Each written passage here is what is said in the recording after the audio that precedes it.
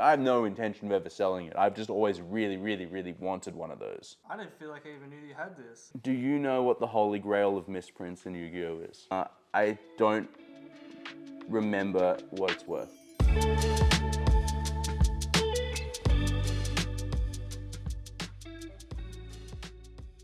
I like that he always shows up for the tournaments even though he loses. That's me, bro. That's me, exactly. Quick, thanks so much for coming on and doing this. No worries, my pleasure. So yeah, no, I do really appreciate it. I'm very keen to see what you have for us. Just to start, just like tell me how you got into collecting and how you got into playing and all that sort of stuff. With Yu-Gi-Oh, there's many different facets of collecting, and me starting and playing the game started around 2010 mostly. I was playing it when I was a young kid as well. I was playing it, through 2002, 2005. These kinds of structure decks. We all bought, 2, 3 of them. The Kaiba ones, the Pegasus ones, the Yugi ones. This is the only one that's withstood the test of time with me personally. Now the thing though with those was I was playing with friends at school growing up, and then say 2010, 2011. I had one friend who was excessively chirpy, and Daniel, if you're watching, shout outs to you. He was excessively chirpy about his Yu-Gi-Oh deck, and I was like, nah man, I'm gonna take you down a peg. So we picked up the game. I remember at the time I was playing some form of ninja deck, and what ended up happening was we then started studying for HSC. I then started going to locals a lot more. I think he fell out of it a little bit just because he was very focused on what he was doing, and that's cool. So I started playing around 2010 properly, going to stores. I was playing Nordics at the time, which was a very funny deck. It was not particularly meta. It was late 2010, early 2011 that came out, I believe. And then yeah, Black Wings, Ninjas again because Order of Chaos came out. And eventually got to the point, I think it was about 2016, where I thought, okay, I'm gonna actually have a crack at playing this properly. And that was when I picked up Cosmo right into a tier 0 Pepe format, which was a terrible idea. But from then on, 2016, 17 on, I started getting the taste for success with going to regionals, playing in YCSs, getting WCQ invites, and then I'd say up until 2020, I was doing that. Then once COVID happened, that was when I started to really, focus on collecting. And I was like, well, where's the value in all this? People from outside the game are seeing value that I clearly am not. So where am I seeing it? And that's, I guess, where some of this came from. But realistically, a lot of it is just a tapestry of me playing this game for the last 20 plus years in many different forms. And you'll see that from a lot of the cards that I'm going to show you today. I guess what made you want to start? What was it about? Was it the anime? Was it the card game itself? What was it what was the chicken or the egg for you? No, it's a good one. I think what I remember from my youth when I first got into Yu-Gi-Oh, granted I was maybe 7 or 8 at the time, was I was already playing the Pokemon Game Boy games. Sure. And watching Pokemon on TV, and I was always like, well, I wish you could achieve what they're actually doing in the show. Obviously, it's an anime. You can't. Pokemon aren't physically here with us. I have cats, but that's the closest thing you can get. But then with Yu-Gi-Oh, what I found so captivating was the fact that the actual concept of the show and everything around it was to do with something that really could be brought alive in the real world, being a show about a card game. So that captivated me immensely over Pokemon or any other show that I was interested in at the time. We'd get the Pokemon structure decks and we'd try play it, but we're 5, 6, 7, whatever we are, no concept of the rules. Yeah. YouTube doesn't exist, so there's nothing we can go and look at the rules with. So we're making it up on the fly. And eventually we're just like, this isn't that fun just because we didn't know what we were doing. Whereas the show, albeit now we're adults, we know that MST doesn't negate. Being adults, we know what the rules are. But the show was somewhat teaching you the rules. You could ask anyone who hasn't picked up or looked at a Yu-Gi-Oh card in 10, 15 years, but has watched a few episodes of it, what Pot of Greed does, and they'll all know. Yeah. And that's the perfect example. Yeah, that's cool. We've got so much to go through. We've got a lot to go through. I'm just going to start firing off at things. This one's actually probably the most recent piece that I've actually put in my showcase. So I bought this uncut sleeve of cards when I was at the Austin WCQ that I had my invite for. in North America. And I've been meaning to get it framed for about 8 months now, and this actually just came back 2 weeks ago. So I'm really, really happy with how it looks. We've got the non-reflective glass, and it hangs upstairs in my office. So this has been a really nice piece to add. If for some reason anyone in Konami Europe ever sees this, we would love to have uncut sheets at the Australian YCSs. This is just a random one because this is just Photon Hypernova Supers, but there was like, the coolest one I remember seeing was a branded Mirror Jade. There was a Mirror Jade page of Starlights. It was 4 Starlights and a smaller one. The value on that would be insane. Yeah, but it just looks cool. And this is the kind of stuff that players want. It doesn't cost them much to produce it, and we love it. Please give us more of it. So I actually picked up this Joey deck off of Gumtree. So this is a Spanish version of the first edition deck. Yeah, and I also actually picked up a few months prior to that these tins. These are 5D's tins. Now, the reason why these are so significant, so these are all first edition packs that are in there. Their print run of booster boxes was only in unlim runs, and the tins themselves are the only first edition prints of those packs. Yeah, so that's why the Stardust Dragon Ghost Rare first edition costs thousands more than the unlim. Yeah, let's keep going about sealed. There's some Pokemon and Lorcana here for fun, but we're just here for Yu-Gi-Oh! We've got the retro pack seals over here. This set was very, very difficult to get. I would thank my 2 friends, Ray and Bar in Toronto, who were able to hook me up with 3 boxes each, because I couldn't find it anywhere. So this is a reprint set that was supposed to come out in COVID, that got delayed because of COVID. And it's because in North America, they didn't actually get the retro packs. They got something else instead. I can't remember off the top of my head. So this was the first release of Retro Pack 1 in North America. Onto that, this is my Edison deck here. This is Blackwing, so I'm not gonna go through it. It's basically the same Blackwing list as everyone else. My Nordics are in here as well, that's 2011. And then this is my favorite deck of all time. This is my 2017 Nats deck, and it's True Draco, Metal Foe, Cosmos, Zodiac, and it's a 60 card deck, and I went top 64 with this deck. All right, so this one I originally actually got from Japan, but they opened it up as to TCG in US and Europe. This is Kaiba's briefcase. So you've got the KC here, the insignia, and it's basically emulating from the first episode when Kaiba finds out that Solomon Moto has the 4th Blue Eyes White Dragon, and he shows up with the briefcase and fronts all these cards to try trade for it, and Solomon says no. So, as you could expect, being Kaiba's briefcase, the coolest thing about it that it comes with is 3 Blue Eyes White Dragons in the 25th anniversary case. You just never get tired of seeing 3 SDK Blue Eyes in a row. No, you don't, and I believe if you get a nice shot, I can get that out of the plastic for you. These are, it's the same shimmer as the DDS ones that we are used to receiving, that have obviously done so well in the secondary market. This particular product is worth it because of the Blue Eyes. I don't think I would have been as interested if they weren't in it. They even left it open, like they wanted everyone to see that they're all 10s. And then in here, this is my stainless steel Dark Magician Girl. These are all serialized, and there was only a limited number of them made. No, these ones were cheaper. I think these were maybe 200 or 300. They did a Blue Eyes Platinum run, and that was during COVID with only 1,000 pieces. Those are like $3 or $4 grand, but I think they've gone down since, maybe like 1,500 to 2,000.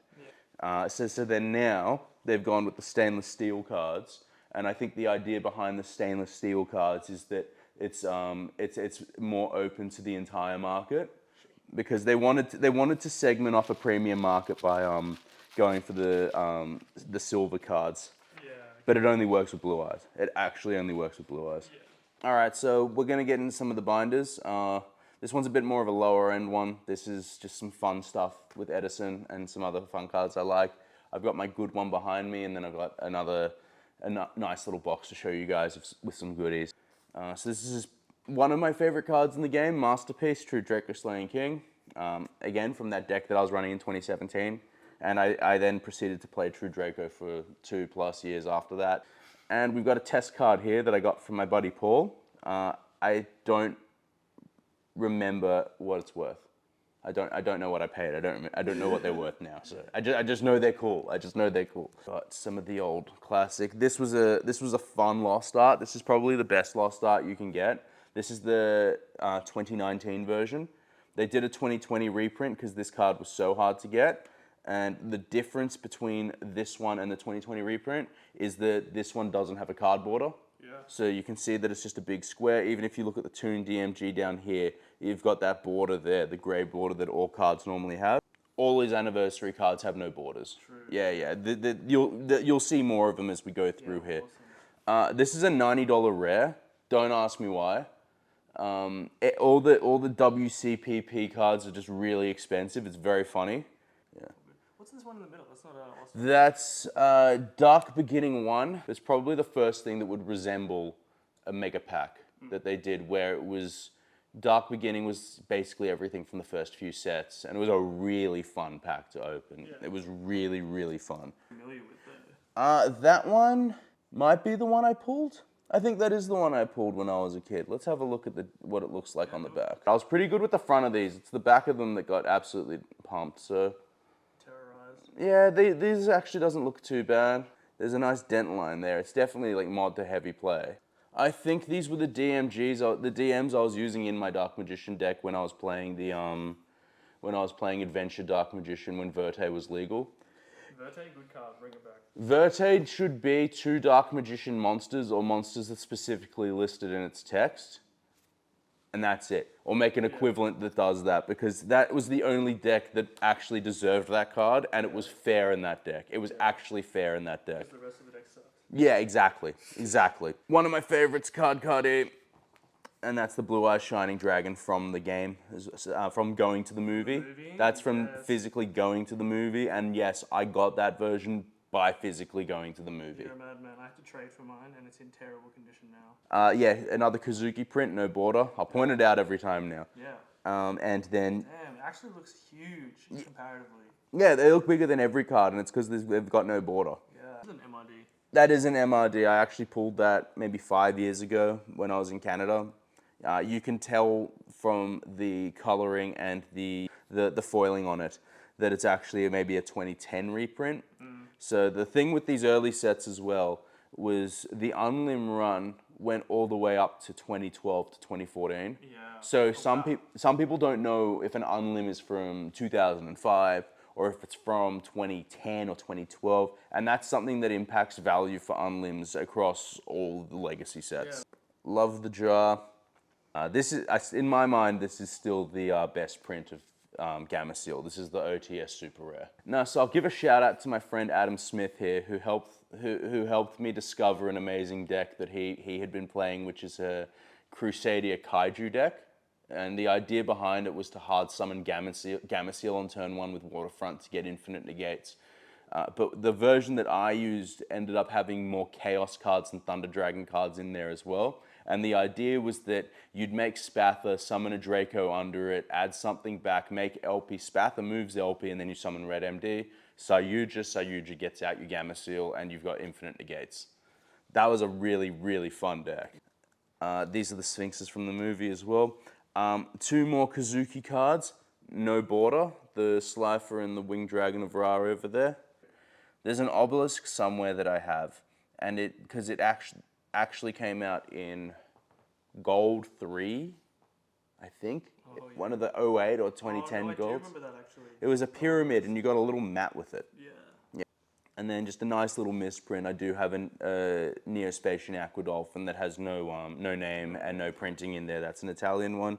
And same as this Ignis as well, whose text looks like it's being yelled out of a megaphone. Yeah, that's funny. Yeah. Yeah, cool.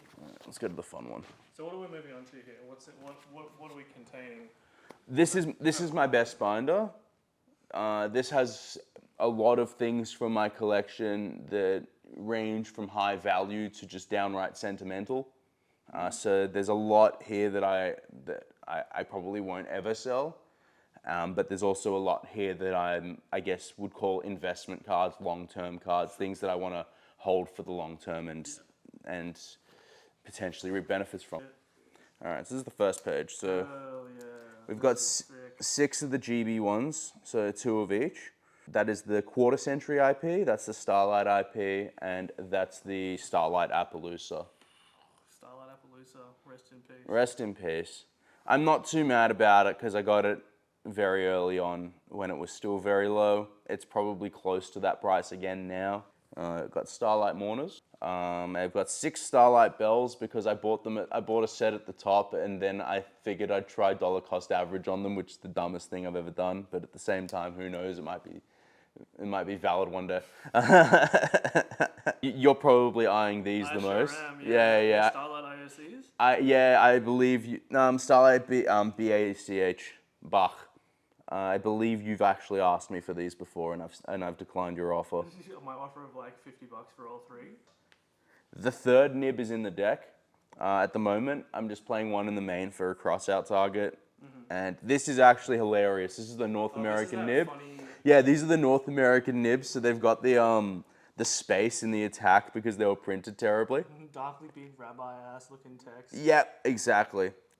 And then we've got the Sidras. There's 2 missing. That's in my side deck for Edison. Because you flash fuse with Chimera Tech to make Chimera Tech with your opponent's stuff when they're playing machines. Got the Rhino Heart, Terratop.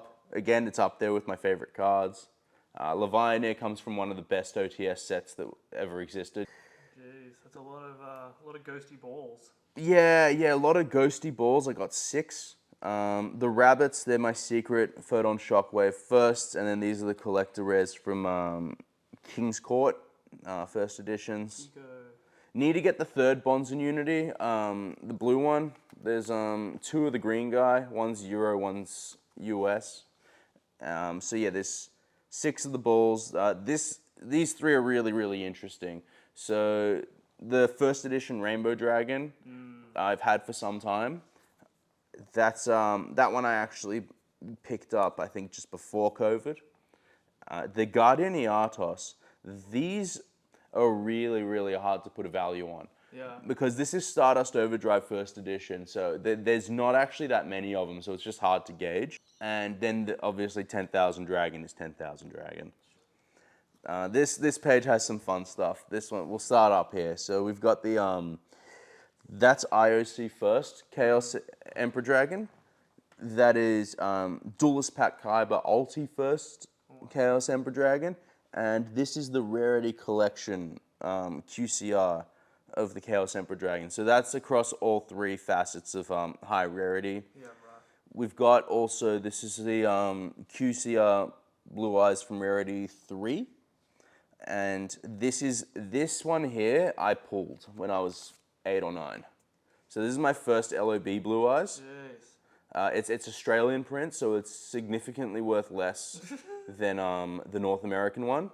And I'm proud to say that some of the fluff on the corners, which is actually not that much, is the only damage that actually has occurred to this card. I would consider this light play in terms of grading, or if I were to sell it. And then another one. This one's actually. You probably won't see many of these ever. In fact, when I tried to sell this in Canada, it was the first time they'd actually physically seen one in a store. This is the Pharaoh's Rare Pharaoh's Rare Ultra Rare Blue Eyes White Dragon. So in North America, it was a secret. Here it was an Ultra Rare, and you've got the Pharaoh markings in the background there as well. These shot up very, very abnormally recently. So yeah, the Pharaoh's Rare is cool. Yeah, because the Pharaoh Rare cards are really hard to come by, and just no one knew at the time how hard it would be to get them. But they're nearly, I'd say they're harder to get than Starlights, because people weren't opening that many Mavens, and now you can't really find it. Red Eyes, that's a misprint. That's the Battle Pack Tin, I think it was called. That's shining the wrong way. So that's a reverse shine, and it's going from bottom right to left instead of the other way around. I call this card a crypto. I'm not sure if you were playing at the time, Brad. When this card came out, people spent like $1,000 on it. Why? People thought this was like it. People were like, this is like the hardest Dark Magician you'll ever find. Like, it's so hard. And then people realized it was actually not that hard to get. So these started around 1,200, 1,300, dropped to 800, dropped to 400, Like then... $100 now. Yeah, they went down to $50. So I paid way closer to the lower end on that. I did not get stuff. And then that's the BPT DM, and that's in really good condition as well. So I can pull that out and show you if you want. Yeah. If it's in a clear double sleeve and I've double sleeved it both ways, then you know that I'm keeping it well, and I like to flex that it's in good condition. And then another Kazuki exclusive borderless artwork there as well. How cool was that Jinzo? We're gonna come back to Jinzo later in this. Okay. We're gonna come back to Jinzo because this is the one card that I have every rarity of. Yeah, I have picked up every possible Jinzo because that's just the one that I was like, I want every Jinzo. I want to own every kind of Jinzo. So what was it about Jinzo that made you want every single one? I just really thought this was going to be a good card in the long run in terms of buying cards. I paid $150 for this one. This is your first PSV. That's awesome. And this one, $150, dude, that's a steal. $150, and if I turn it around, you've got 2 little marks there, if you're getting that. Yeah. And that's like it. The rest of it's pristine. Yeah, cool. So I'm very happy that I picked this one up. This is a really nice piece. This is another page you're gonna love. So this is some of the classics as well. So this is my original Ash Blossom set. I won't sell these. These are Maximum Crisis firsts, just because it's so sentimental to me. Yeah. We've got the Shiba Warriors as well. Rest in peace, Kazuki. And then these are the Elemental Hero Collection secrets. So we've got the Sparkman, Burstinatrix, Clayman, and Avian. Yeah. We're familiar with e-heroes on the channel. Yes, I could imagine. Back to the Pharaoh Rares. I got a Pharaoh Rare Necro Valley. Again, another hard card to actually see in person. It's they're just these Pharaoh Rares are just non-existent. And I say if you ever see them, just like pick them up because they're hard to find. This is a nice. I thought I got these recently. So there's 7 Cosmics. I bought a German set because it was really cheap. But this one's kind of a nice story here. I actually pulled this German Cosmic Cyclone when I went to locals in Austria.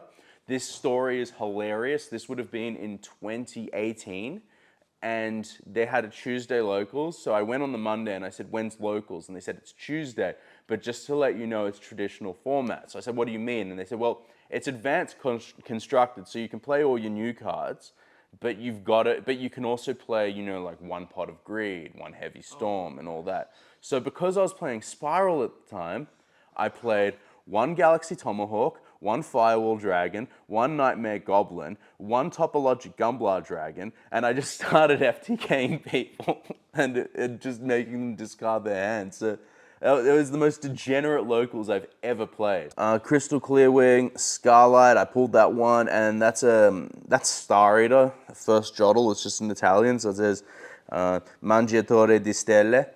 Absolute Power Force Trish. No, not Absolute Power Force. It's APO8. Don't mind me, I'm an idiot. Odin Ghost. My favorite 5D dragon, Power Tool Dragon. And then who's down here? Red Dragon Archfiend, and Nat Beast and Barkion, and those are DTs. That's my favorite Nat Beast copy I have.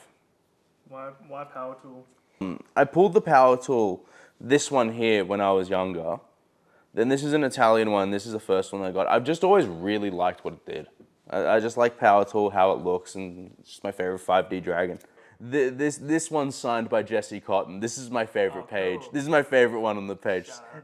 So that's the Jump promo Gustav, and I got him to sign it because he actually went to a regionals and did extremely well with the God card structure deck, and he was making Gustav with the God cards, and I thought that was amazing. But this is the misprint Rainbow Dragon, and I'll show you the back as well because as you can see, double sleeved and clear, so you know that I'm very happy with its condition. Definitely near mint. I've had it for maybe like 3 or so years now.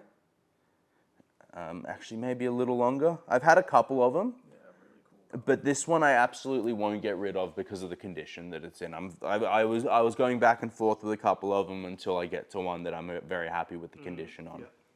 Yeah. And also something I have to mention here because I know you'll appreciate it is the Dark Magicians and the Dragoon. Yeah. Before I go to the next page, I had to mention those two. Starlights? These are starlights, right? These are Starlights, correct? Yes. Rays. We got my Ulti Rays. The American ones look terrible because they have. It's one of those things where it's like some people want to say it's a misprint and others want to say it's damage. I'd say it's probably damage where it's just got that silly like scraping look in there. Print line. Yeah. Yeah, right. Were you there the first week I ever played at AG?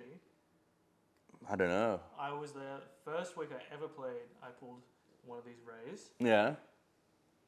I was like, I don't know what this is. I don't know what it is. Yeah. The silliest mistake I ever made in terms of the cards that I let up from buying, that same trip where in Austria where I got that Cosmic Cyclone. I was in Israel a couple weeks later and I went to locals and some guy who just really needed cash wanted the equivalent of 300 AUD for a max rarity Sky Striker core and I was like, bro, I'm traveling at the moment, I can't just buy cards. Yeah. I single-handedly remember that's the dumbest thing I said no. I've said no to out of everything stupid I've ever bought in this game. Love this card from DBS. Dude, Bulma. I have a fun line that I like to drop about Bandai card games. So, Yu-Gi-Oh may have a ban list, Pokemon may have rotation, but how Bandai combats having either a ban list or a card rotation is they just invent a new card game every 2 years. And then last page, there would normally be 2 more warnings here. They're in the 2011 deck. Just the full Solemn Brigade. Of course. Yeah, you might not want to show this, but this is just really funny that this is just really funny that this is in here. But like, I forgot this was in here completely. But when I opened up the purple regional box, and it's just a million Ulti Reapers, followed by a bunch of Sprite Blues as well. And so I've got these if anyone needs. So tell me what we have here. All right, so this is some of my more prized possessions in the game here. I would say definitely my high value cards I keep separately in here. A few graded things, some that are just sentimental, but generally a lot that I just wanted to have in my collection that I deem my collection complete because I own a bunch of these. Cool. So we're gonna go into it. And before we do, I'll just because they're on the front, I'll show you. That's the BP1 Blue Eyes White Dragon misprint. So that goes with the DM and the red eyes that you saw in the previous binder. That's a PSA 8. And PSA also didn't pick up that it was a misprint. So it doesn't say misprint on the actual label as it should. And then this is an LOB A first. PSA 5. PSA 5. Blue Eyes, and I figured it was just because I wanted it. I'll get into the coins first. The silver ones are a bit, but this is from the first run of coins that they did for YCS's. Oh, cool. That I wanted to at least get the Genesis run of the gold coins. So we have DMG, Shining Angel, Red Eyes. It's either Summon Skull or Toon Summon Skull. I think it's just Summon Skull. Time Wizard, Dark Magician, Blue Eyes, Karibo, and Pot of Greed. Damn, man. Is that all of them? That's all of them from the first set, yes. I've just picked up some of these amazing rares from Pokemon in PSA 10. That's the Pikachu from the McDonald's, that's a 9. These are just things that might end up doing something someday. I picked up the PSA 9 Ultra Ball just because it was the same price as a near mint one, and I wanted a near mint one. Why not? Yeah, so I figured why not. And again, Dragon Ball Super, don't bother because Bandai just invent a new game every 2 years. So this is a, plastic's a bit scratched there, but this is a Metal Raiders first edition. Wow. Oh, sorry, not Metal Raiders, it's Magic Rulers, it's MRL, so it's before it's SRL when they had to change from Magic to Spell. Yeah. It's a PSA 9 Blue Eyes Toon Dragon. Again, near and around the same price as near mints. And with some of these old vintage cards, if you can find something that's in and around the same price as near mint, that's a PSA 9, you're just guaranteeing that you've got a good copy. Cool. And basically, you'll also see from here that there's PSA 7s or 8s.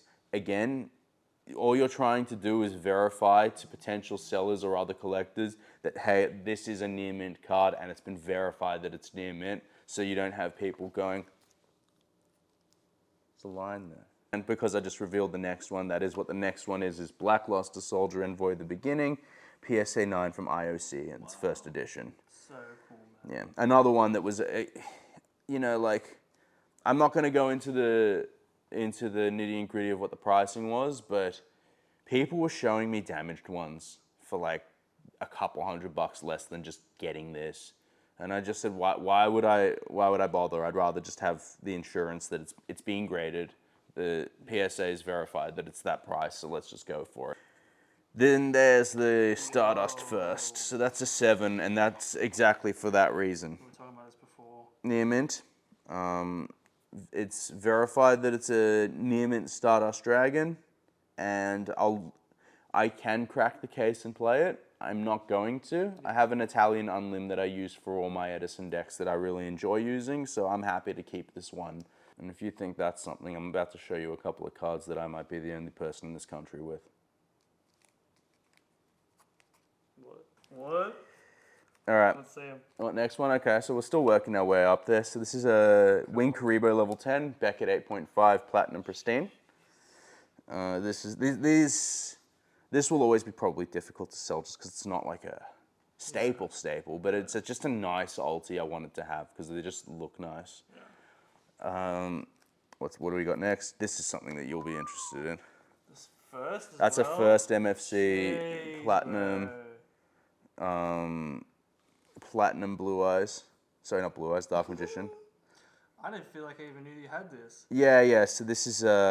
Keeping this a secret from me, bro. Yeah, this one is up there with one... Again, I've ordered these particularly. This is, probably my third most valuable card, if we're not including some of the stuff in the binder. Maybe the Rainbow Dragon's up there, but I would consider this definitely right on up there. Yeah. What's the value on these at the moment? Like the BGF? Wild, dude.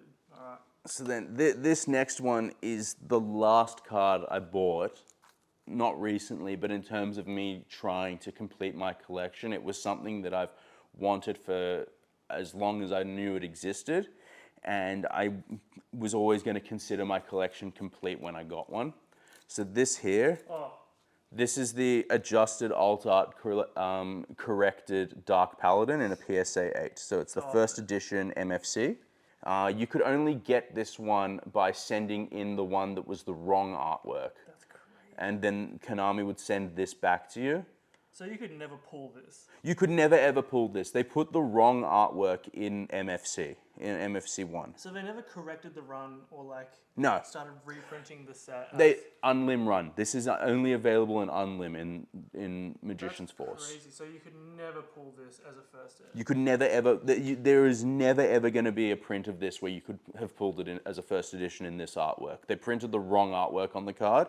Some people are highly speculative that maybe Konami has a million of these somewhere, so they don't know what the price does or the scarcity, so they don't know if they treat it as modestly as prize cards. They'd say if some people are like, oh, it's not worth it at all. This card is 3x since I bought it. Yeah, wow. Yeah, so as far as I'm aware, I'm very, very happy with how it's performed, and I'm going to keep holding it because it was something that I've wanted for a very, very, very long time. And I'm glad that I was patient because when I nearly got it, when I looked at it, I ended up paying like $4,000 less by waiting 2 years. So this one I've always wanted, and when I got in a position to get a lot of these cards, which was in and around COVID, this card had actually gone up to about $5,500. And I was never ever going to spend $5,500 to get it. Yeah. In fact, I'll talk prices on this one because I actually ended up paying $1,500 for this by waiting 2 years. Yeah. So it's actually now back at like $4,500. Yeah. So I'm really, really happy. Yeah, this one. So I'm really, really happy that I was patient on that. But you never sell this, right? I'm never gonna sell it, but also it just means that if there's cards that you want in the game, it doesn't always mean that if you don't get it right now, it's never going to be that price again. There's always specific market conditions that can occur that change things. All right, big reveal. What have we got? All right, what do you know about misprints in this game and their history? They can go in any direction, right? Like, it can be worth a lot or like nothing. Do you know what the holy grail of misprints in Yu-Gi-Oh is? Is it the morphing jar jinzo? It is. It is the PSA 9 Jinzo jar. Jinzo jar. Yes. Man. If you look into the eye, get a nice zoom, you'll see Jinzo's head in a slightly off-centered position. Yeah, so, and that's why I bring back when I was saying I collect any and every kind of Jinzo. Yes. Yeah, so now since I've gotten this, when any new Jinzo comes out, I have to get it because I'm in absolutely no position to not. Yeah. Yeah, so this is PSA 9. I'll show you exactly where it is in a 10. It's on the top there. Nick. Just the one nick. Just a nick. And that's fine because in this era of cards from the early 2000s of TP1 and such, you can't find anything that's pristine like that. So a nick like that doesn't actually impact price whatsoever. It's still a 9. It still would be graded a 9. This is my most prized possession in Yu-Gi-Oh, without a doubt. Far out, dude. Yeah, absolute favorite right here.